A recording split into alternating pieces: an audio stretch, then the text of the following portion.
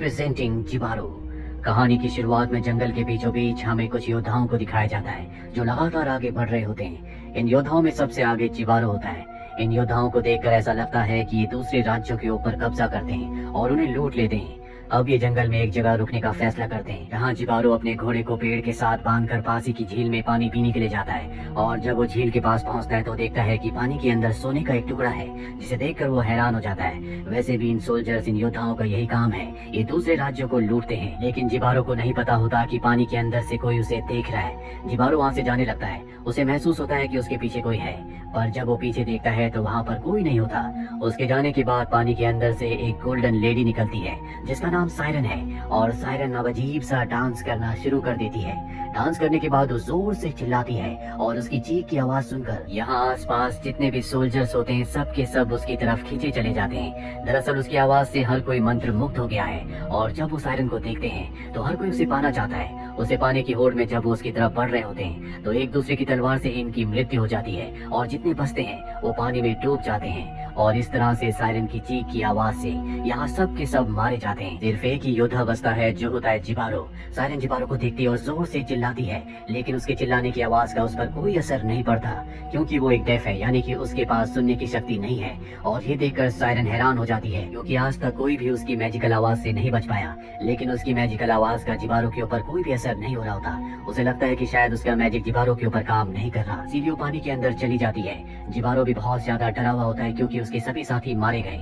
लेकिन सायरन एक बार फिर से पानी के अंदर से अपना सर बाहर निकालती है और जिबारो को देखती है। दरअसल जिबारो की तरफ अब वो अट्रैक्ट हो रही है। उसे लगता है कि इसके अंदर कोई खास बात है, इसीलिए उसकी आवाज का, उसके मैजिक का उस पर कोई असर नहीं हुआ।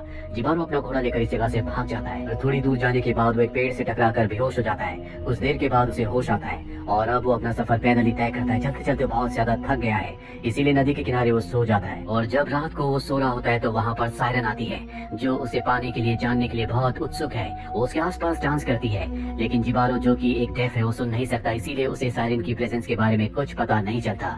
सायरन उसी के पास सो जाती है। अगली सुबह जब जिबारो की नींद खुलती है तो वो अपने पास सायरन को देखता है और उसे देखता ही रह जाता है क्योंकि उसका पूरा शरीर सोने का होता है जिसमें हीरे मोती पन्ने जड़े होते हैं जो दुनिया की सबसे बेशकीमती चीजें हैं। और तभी सायरन की आंख खुल जाती है, वो वहाँ से भागने लगती है। जिबारो जब उसे रोकने की कोशिश करता है तो उसका हाथ कट जाता है क्योंकि सायरन की बॉडी की एक लेयर सोने की बनी हुई है। हालांकि जिबारो को समझ में आ जाता है कि दोनों अलग अलग दुनिया के हैं। साथ ही जब उसका हाथ कटता है तो खून भी निकलता है जो इस बात का संकेत होता है कि इस रिश्ते में सिर्फ नुकसान और मौत है। लेकिन जिबारो की आंखों में सोने, हीरे, मोती, जवाहरातों का लालच आ जाता है और उसी लालच के चलते वो उसका पीछा करना शुरू कर देता है। सायरन भी लगातार नदी में बहते हुए डांस कर रही होती है और नदी के किनारे पर आकर सोल्जर अपनी तलवार को नीचे रख देता है। सायरन भी उसे देखती है। उसकी आंखों में उसे पाने की एक ललक है क्योंकि वो पहला ऐसा इंसान है जो उसकी आवाज से जिंदा बचा है। और अब ये दोनों एक दूसरे की तरफ बढ़ने लगते हैं। जल्दी ये दोनों एक दूसरे के करीब आ जाते हैं, जिसके बाद ये किस करते हैं। जिबारो के होठों से खून निकलता है जो इस बात का संकेत होता है कि ये दोनों एक दूसरे के लिए नहीं बने। लेकिन जिबारो अपने सोने, हीरे, मोती, जवाहरातों की लालच को पूरा करना चाहता है, जबकि सायरन अपने लस्ट को पूरा करना चाहती है। ये दोनों एक दूसरे के करीब आए हैं क्योंकि इन दोनों के मन में अपने अपने लिए लालच है।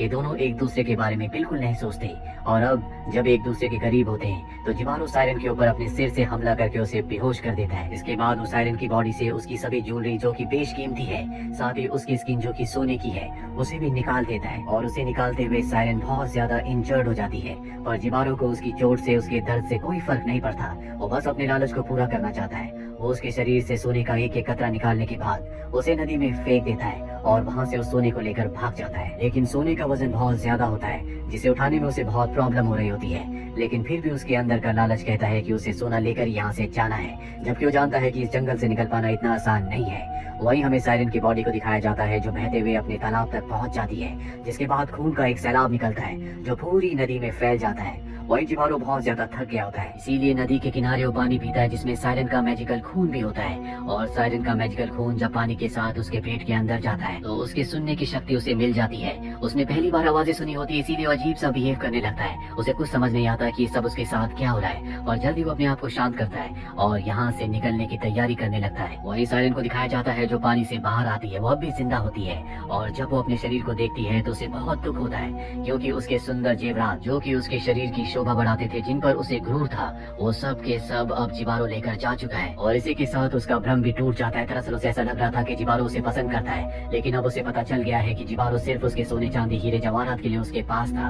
और वहीं हमें जिबारो को दिखाया जाता है जो नदी के किनारे है। सायरन उसे देख लेती है और दर्द से चिल्लाने लगती है और अब जिबारो सुन सकता है, इसीलिए वो उसकी आवाज की तरफ अट्रैक्ट होने लगता है। वो चाहकर भी अपने आप को नहीं रोक पाता और जब सायरन ने देखती है तो वो जोर से चिल्लाती है, जिसके बाद जिबारो बड़ी तेजी से घूमता हुआ डांस करता हुआ उसकी तरफ खींचा चला जाता है और उसका भी वही हश्र होता है जो उसके सभी साथियों का हुआ था।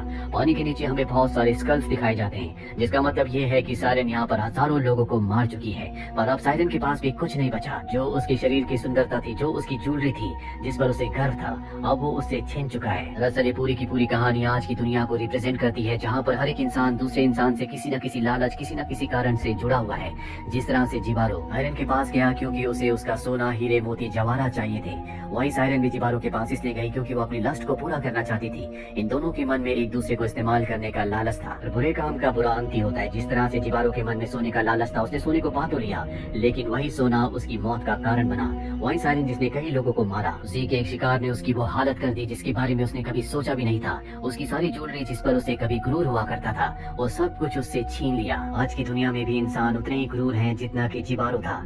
उसने सायरन की बॉडी से सोना निकालते हुए उसे बहुत जख्मी किया था, बहुत दर्द पहुंचाया था। आज की दुनिया में भी इंसान अपने लालच को पूरा करने के लिए किसी भी दूसरे इंसान को किसी भी तरह की तकलीफ देने से पहले सोचता तक नहीं है। जिस तरह से सायरन ने अपने लक्ष्य को पूरा करने के लिए बहुत बड़ा रिस्क लिया, ये जानने के बाद भी कि वो एक सोल्जर है। ये दोनों अलग अलग दुनिया के हैं। आज की दुनिया में भी इंसान अपनी लस्ट को, अपने लालच को पूरा करने के लिए हर तरह के रिस्क लेने के लिए तैयार है, भले उसमें उसकी जान क्यों ना चली जाए। हालांकि हमें जिबारो की कहानी एक एनिमेटेड सिंपल कहानी लगती है, लेकिन इसके पीछे बहुत सारे हिडन मीनिंग्स हैं जो बार बार आपको देखने पर पता चलेंगे।